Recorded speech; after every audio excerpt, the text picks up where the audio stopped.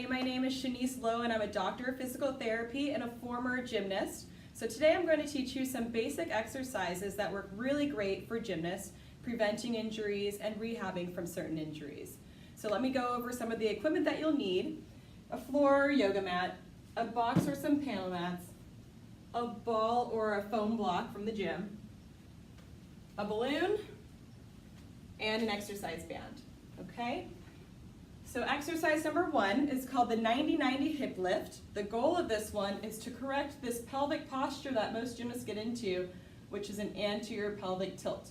We want to correct that to create a posterior pelvic tilt, which is a much stronger position for the core and for the body. So you're gonna lay down on your mat, feet up on your box or your block. Ball goes between the knees, give it a squeeze. Dig the heels into that box. So now I've got my inner thigh muscles and hamstring muscles on. Then I'm going to take my tailbone and tip it toward the ceiling. That's a posterior pelvic tilt. Now my lower back is in contact with the floor. That's what I want. So I'm just going to maintain this position, reach my arms up toward the ceiling, and I'm going to do some breathing in through my nose, and then I'm going to exaggerate my exhale through my mouth, trying to make it as long as I can. It's not forceful, it's just very long. Watch what my tummy does throughout this exercise.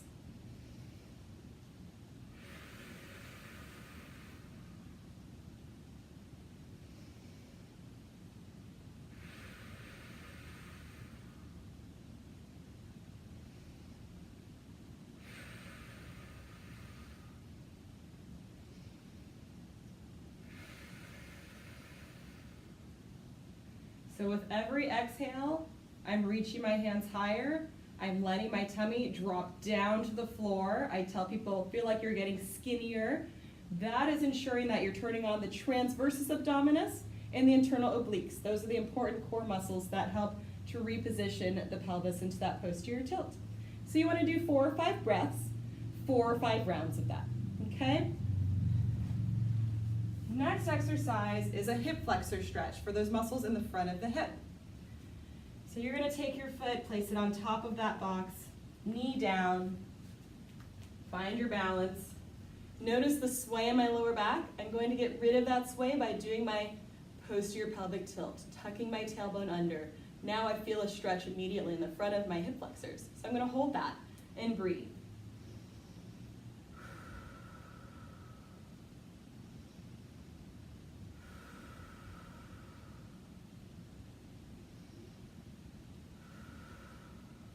Holding that for about a minute, making sure that you're breathing steadily so that you can truly relax and get a good stretch. So that's the hip flexor stretch. Next exercise, we're going to use the wall. So you're going to take your ball and your balloon.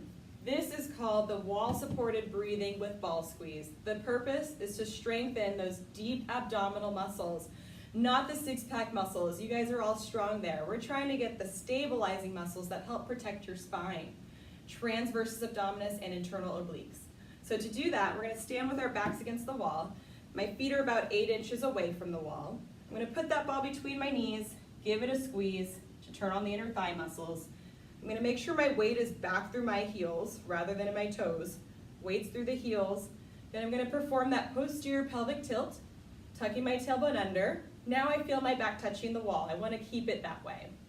Then I'm going to take my balloon and I'm going to try to blow it up as big as I can with just 4 breaths. That's going to work my deep core muscles.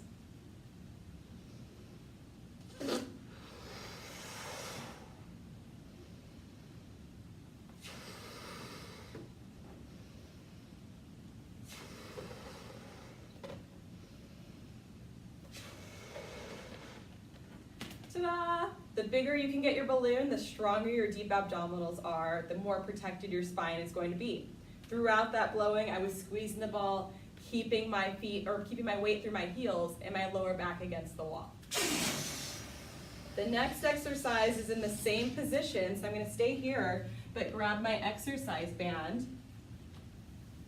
So feet are again about 8 inches from the wall, weight is through the heels, knees are squeezing that ball between.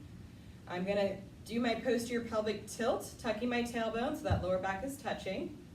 This is called shoulder external rotation. It's going to strengthen the muscles of the rotator cuff. Those are just very important stabilizing muscles surrounding the shoulder. So palms up, holding that band about shoulder width apart, elbows to your sides. Remember that lower back should be touching the wall, weight is through the heels. And exhaling to pull my hands apart.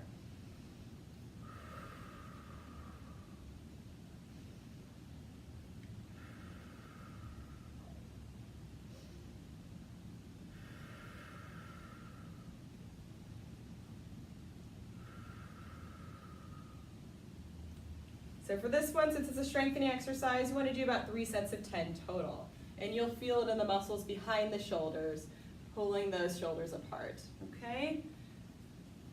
Next, we have an exercise for the glutes, or the butt muscles. Those are the muscles surrounding the hips. Glute medius, glute maximus, glute minimus. So we're going to stand on one leg. This is called the single leg RDL, or Romanian deadlift.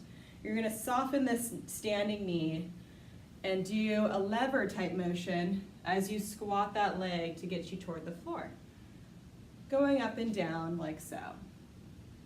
What's really important is that you're keeping this alignment nice and straight, so you're not allowing that knee to collapse inward or outward, just maintaining it straight ahead as you squat down and come back up. So I'm working the right-sided glutes right now.